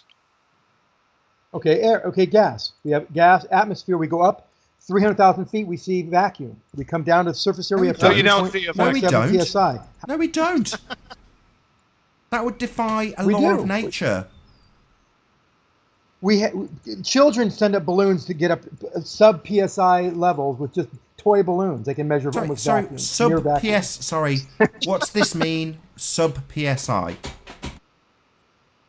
Pounds per square inch pressure, force. Sub PSI, you said. So you have 14 PSI, 15 PSI at sea level. You have less than a PSI up at 100,000 feet. Where'd you get pressure? Where'd you get the pressure? That is a vacuum. Wait a second. This is another, like I said, that's all they do. PSI? You don't have a negative PSI. I didn't say Hold on a negative second. PSI. Hold on a second. This is another gas pressure gradient argument. We're not there yet. How do you have gas pressure in the first instance without a container? How do you have gas pressure without a container? You have to have a force. The force that in this situation is due to gravity. Okay, do you want to show that? Do you want to show Force that then? No, well, above you- number above one. you is No, pushed hold down. on. Gravity's not a force. It causes a force. Gravity's not a force, son. Gravity George causes- Musser, 2019, it causes gravity is not a force. You can't measure gravity because gravity depends on the mass. Sorry, we've already said twice. You've ignored both points now. So first and foremost, it's not an and or. Yeah, the necessary antecedent must be in play. You must have something to press upon first. That's absolutely the case. Now you're saying, no, unless there's a force.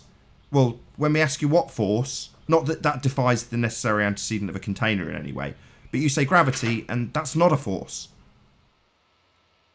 Gravity causes a force. No, it's just not a force. Right? Gravity is what causes a force. What you is? know gravity exists. I mean, I think we have to.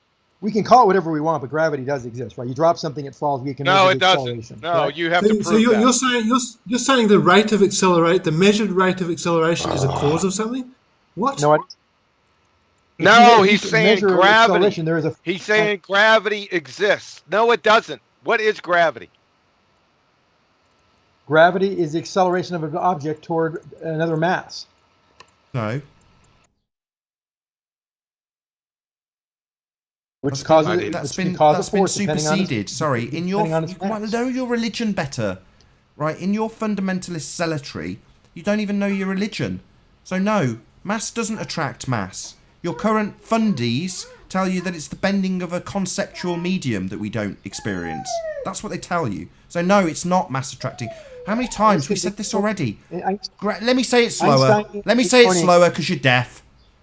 Gravity is not a force.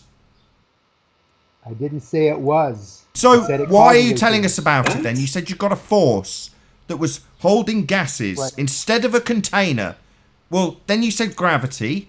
Well, no, sunshine, not a force, mate. So why are we even having this conversation? Number one, you still need a container to press. Shut up. You still need a container to press on to have pressure. That's the first thing. Number two, you've said no. In the face of that, you can do it with just a force, and then you've asserted gravity, which is not a force. So this is horse shit. 3 for 3. You can't define mass. You seem to give us mole and a false equivocation, an equivocation fallacy with entropy, inertia. Then you can't define entropy. Yeah, you start Google searching where we point out that you're wrong. And now we're into force holding gas pressure. And when asked what force, you tell us gravity, something that's not a force. It's 3 for 3. Yep. If we have a pressure, what causes the pressure in the 3 container? for 3. You are completely useless. You've proved absolutely nothing. You've failed 3 times. Yep. I said clearly that gravity, the force was caused by gravity. No. There was a force Oh, acting God, on the he's air. so deaf. Oi, Dumbo. Listen, I'll say even slower because he's so retarded he can't comprehend simple English. I'll say it really slow. Don't interrupt me. Gravity is not a force. Comprende? I agree. Yeah, so you're going nowhere with this third point because you haven't got a force. You're not going to defy the necessary antecedent of a container with some fundy belief in gravity, which is not a force. So fail. 3 for 3. I said there was a force, and I said it was due to gravity, not that gravity was a force. There's a difference there, Nathan. Come on, you have to be intellectually honest here.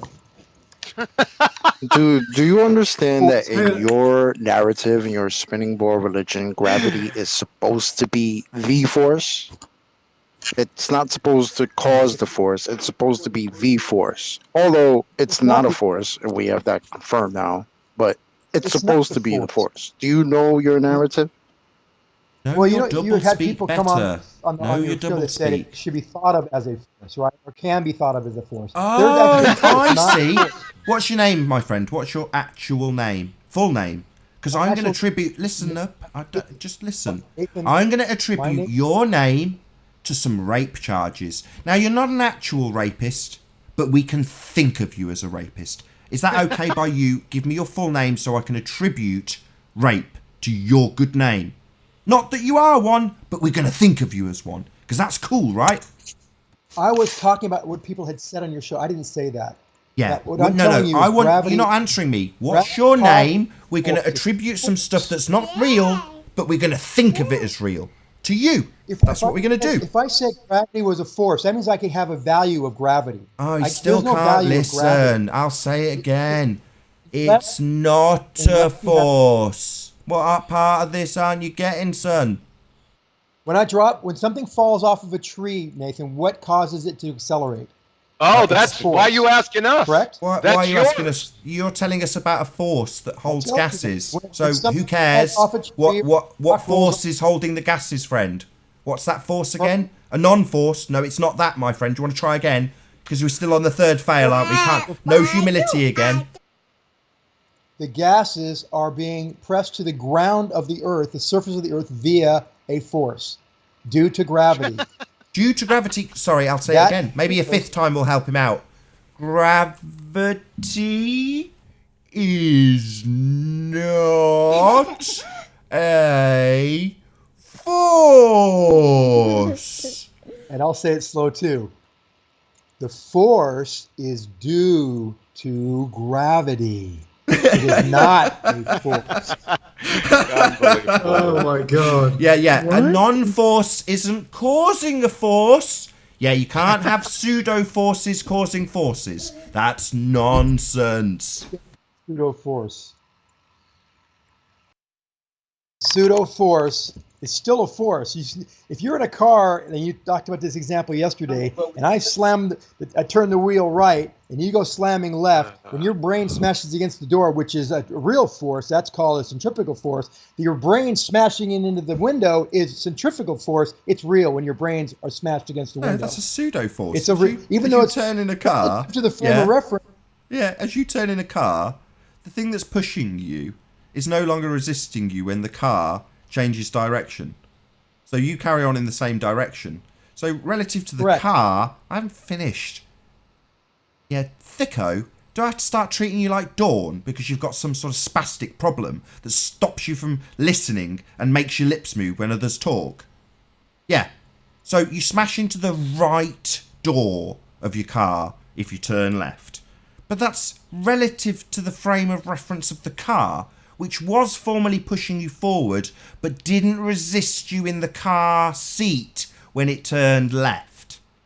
Well, that's not an actual force. That's a pseudo-force. Nothing pushed you right in the car. You just weren't resisted by the thing that was pushing you forward when it turned a different direction. So nothing's pushed you right in the car. You just carried on forward as the car changed direction. Not actual force. Yeah, he still can't help it. He's like Dawn. When I get to the conclusion, this fuckwit who thinks a non-force, nothing's pushing you right in the car. You're being pushed forwards, and the car changes its position. You carry on forwards, and the car changes direction. No actual force involved, other than the force originally generated to push you forward, the car. Well, that's not an actual force. From that not actual force, you're not going to derive a force from that. That's nonsense. Can I speak now?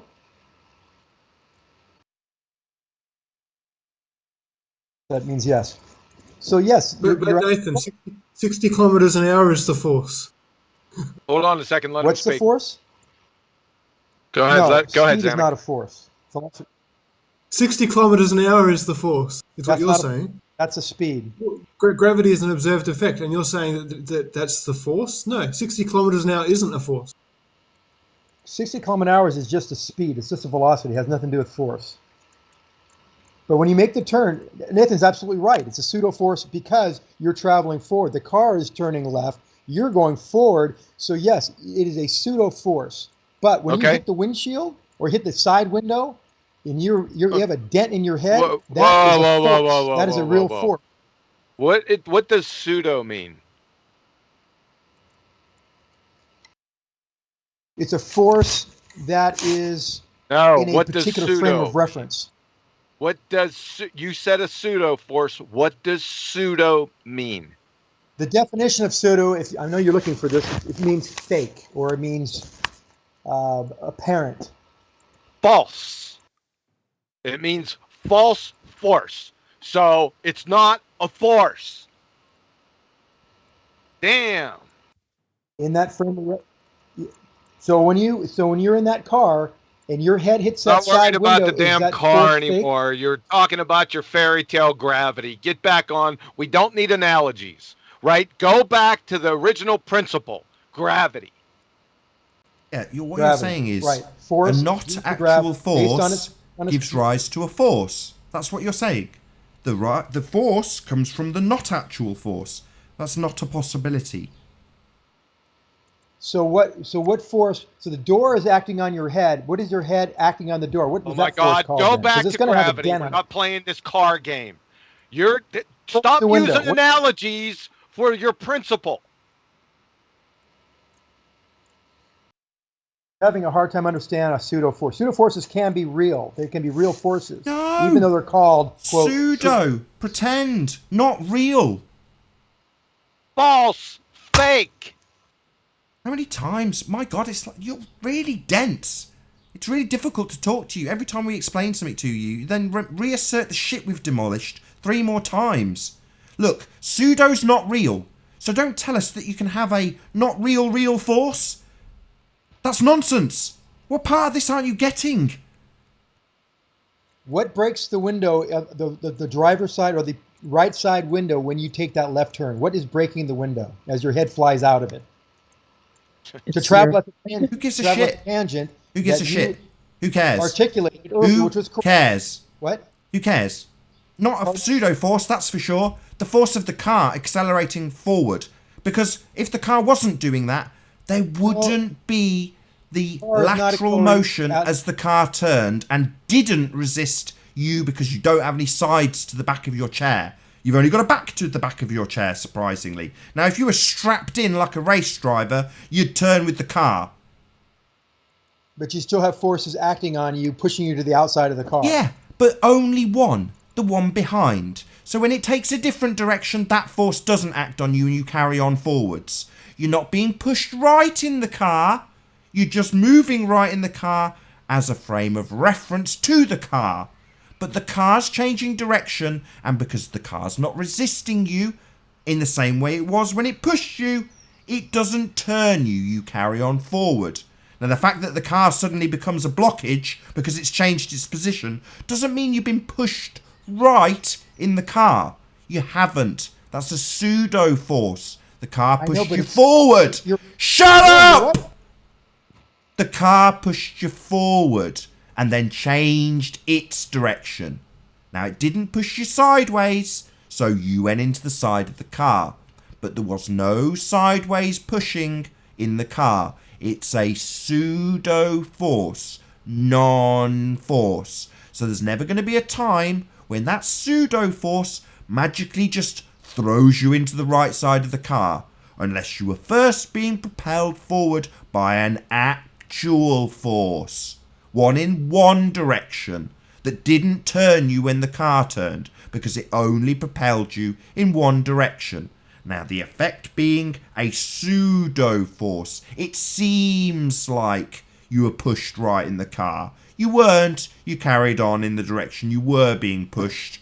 And then when it stopped pushing you and stopped opposing that push, you got pushed into the right-hand side of the car by the original force, not the pseudo force. That's not real.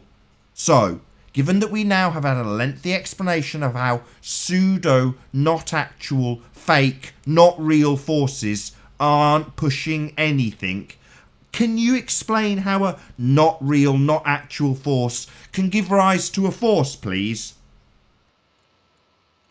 Sure. So you had it 50% right. Most of what you said is true. The fact that you have a car that's now traveling, there's no force directing you forward. You're traveling at a constant rate. There's no force. If you're having a force, you'd be accelerating. You're not. When you start turning, then there's an acceleration. Now you in the car seat on the right side wants to move forward. You're absolutely right. If you were to make that turn and you flew out the window, you would travel at a tangent to that circle that the car is now making. You're absolutely right about that. No question about it. But the fact that from the inertial frame of reference above the car, there is a force acting on your head when you hit that side window, right? It wants to continue out of the tangent. The car is turning. There's an impact force. The window is a centrifugal force kind of keep you and making you follow the turn. But your head wants to go on the tangent, so it hits the window. It breaks the window. That is a force. You've created a force with a pseudo force. That's how it's explained. The car created the force. It's pretty simple. No, the car created the force. Without the initial force, there'd be no pseudo force. There's no initial force. The pseudo force didn't produce the force. The pseudo force just resulted in the person moving closer toward the window. Due to momentum? Yeah, because of their own inertia. Yeah, generated by the car when it pushed you forward. So there's no instances where that doesn't happen first. Yeah, there's no instances where the car doesn't propel you forward and suddenly you get thrown by the pseudo force into the side window. Yes, you're right. Yeah, so you need an actual force to do things. Yeah, well, gravity is a not actual force. So maybe you can explain how this not actual force does things. Okay, so gravity causes the force. It isn't the force itself. Because don't just make your fundy assertion again. No. That's just a fundamentalist assertion. Don't just tell us the assertion. If I have a kilo weight and I drop it, we can measure its acceleration. What causes the acceleration? You dropping it, gravity. You fucking idiot. Gravity causes it. No, you fucking dropping it. Dropping it. You picked it. Hello. You picked it. Yeah, you picked it up and you dropped it in this. Why am I getting talked over? You picked it up and you dropped it in the same way the car created a force. So yeah, fuckwit, you dropping it causes a force. Me letting go of something causes a force. Yeah, you first put energy into it by picking it up, and then you released it by dropping it. I didn't say I picked it up. I could pushing something off a table. So it already had a certain amount of energy contained within it, its disequilibrium. Oh, wow. Okay. Potential energy, good. Wait a second, Nathan. Wait a second, Nathan. Hold on a second. He said, what causes that? Well, aren't you the one that should validate that for us? What causes that? What causes the acceleration? A force due to gravity. You're right. It isn't a disequilibrium state. No. I want you to scientifically validate it. This is science, son.